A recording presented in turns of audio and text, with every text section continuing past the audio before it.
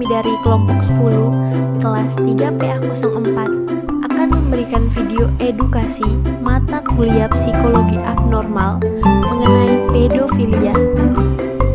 Buat kalian yang ingin mengetahui lebih lanjut tentang apa itu pedofilia, simak terus video dari kami ya, semoga bermanfaat.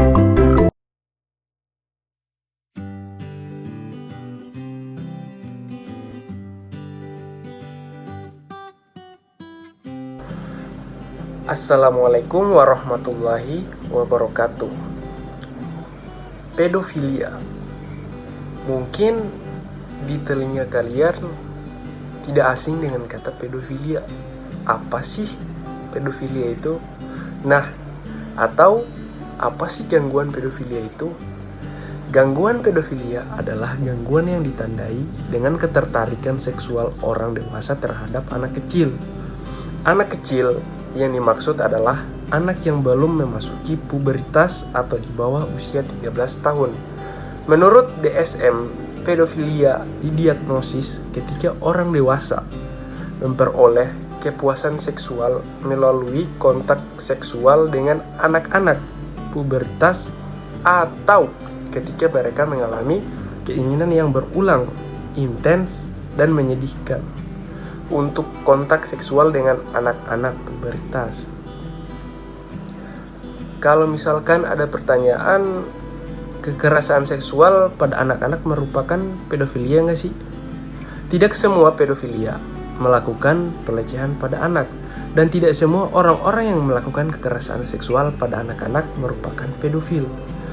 Orang dengan pedofilia umumnya menganiaya anak-anak yang mereka kenal seperti tetangga atau teman keluarga. Gilbert et al. 1965. Terdapat jenis orang dengan gangguan pedofilia yang hanya tertarik dengan anak pubertas, exclusive type itu namanya.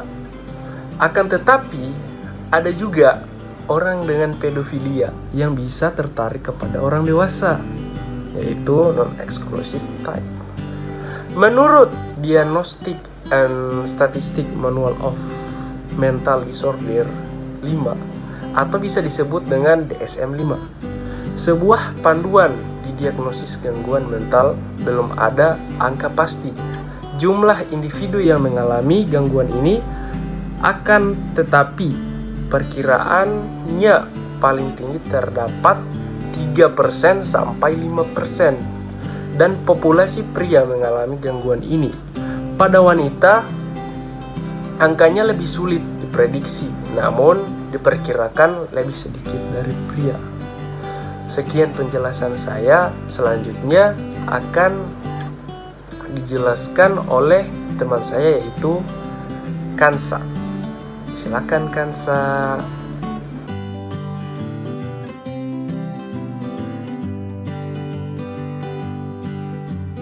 Selanjutnya, kriteria pedofilia menurut DSM-5. Yang pertama, memiliki dorongan seksual atau perilaku yang mengarah pada kecenderungan preferensi seksual dengan anak-anak yang belum memasuki masa pubertas. Yang kedua, selama periode setidaknya 6 bulan, dorongan seksual atau perilaku seksual yang dirasakan secara intens dan berulang yang melibatkan aktivitas seksual dengan anak-anak dan remaja, umumnya 13 tahun atau lebih muda. Yang ketiga, individu melakukan tindakan berdasarkan dorongan seksual tersebut. Jika belum sampai pada melakukan tindakan, maka hayalan atau dorongan seksualnya harus menimbulkan masalah interpersonal. Yang keempat, seseorang yang merasakan gejala-gejala tersebut setidaknya berusia minimal 16 tahun dan paling tidak memiliki perbedaan 5 tahun lebih tua dengan anak yang disukainya. Yang kelima, seseorang dalam rentang perkembangan remaja akhir yang terlibat aktivitas seksual dengan anak usia 12 atau 13 tahun tidak dapat dikategorikan ke dalam gangguan ini. Selanjutnya, materi akan disampaikan oleh Maria.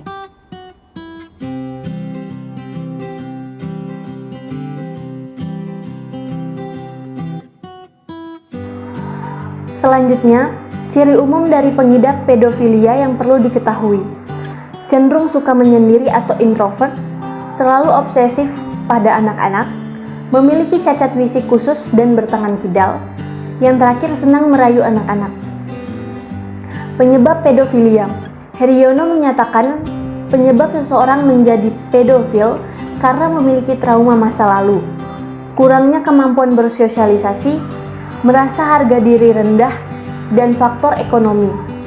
Aisyah 2017 menyatakan bahwa penyebab penyimpangan seksual dibagi menjadi dua faktor resiko dan faktor protektif. Faktor resiko mencakup lingkungan yang kurang baik dan konsumsi pornografi. Sedangkan faktor protektif penyebab penyimpangan seksual yaitu nilai yang diyakini, motivasi, persepsi kemampuan untuk menolak, pemberian pendidikan seks, dan komunikasi yang baik dengan orang tua. Selanjutnya, contoh faktor yang mungkin menjadi pemicu munculnya gangguan pedofilia. Yang pertama, pernah mengalami pelecehan seksual pada masa kanak-kanak. Yang kedua, gangguan perkembangan saraf, otak, atau kelainan pada hormon. Yang ketiga, pernah mengalami cedera kepala serius sebelum umur 6 tahun. Yang keempat, memiliki ibu dengan riwayat gangguan psikiatri. Yang terakhir, memiliki IQ rendah. Selanjutnya akan dilanjutkan oleh Ajeng.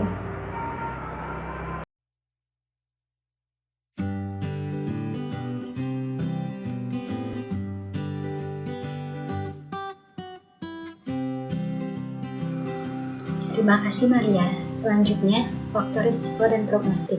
Yang pertama, emosional. Tampaknya ada interaksi antara pedofilia dan antisosial, sehingga laki-laki dengan kedua sifat tersebut lebih mungkin untuk bertindak secara seksual dengan anak-anak. Dengan demikian, gangguan kepribadian antisosial dapat dianggap sebagai faktor risiko gangguan pedofilia di laki-laki dengan pedofilia. Yang kedua, ada lingkungan. Laki-laki dewasa dengan pedofilia sering melaporkan bahwa mereka mengalami pelecehan seksual sebagai anak-anak.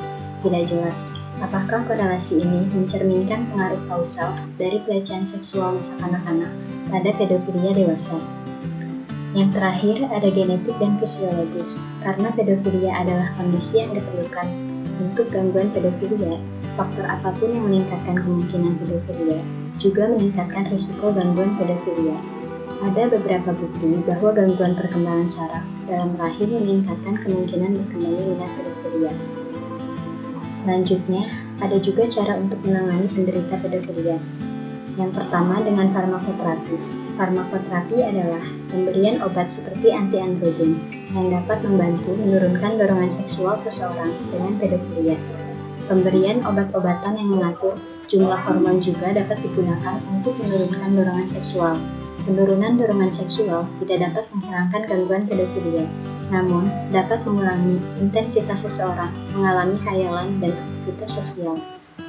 Yang kedua ada Cognitive Behavioral Therapy atau CBT. CBT merupakan metode terapi yang digunakan untuk mengenali pemikiran, perasaan, dan perilaku yang kurang tepat tentang suatu hal. Pengenalan tersebut akan digunakan untuk memahami bagaimana ketiga hal tersebut saling mempengaruhi satu sama lain. Pada orang dengan pedofilia, CBT dilakukan untuk memodifikasi pemikiran dan perasaan terhadap anak-anak. Terapi CBT juga dapat membantu orang dengan pedofilia agar lebih berempati dengan anak korban kekerasan seksual, sehingga tidak terdorong untuk melakukan tindakan serupa. Dan yang terakhir, ada Family System Therapy. Family System Therapy adalah terapi yang melibatkan seluruh anggota keluarga. Terapi tersebut bertujuan untuk mengubah cara pandang seluruh anggota keluarga agar tidak menyalahkan kondisi seseorang dengan pedofilia. Selain itu, terapi ini juga dapat membantu keluarga agar menjadi support system yang baik bagi penderita pedofilia.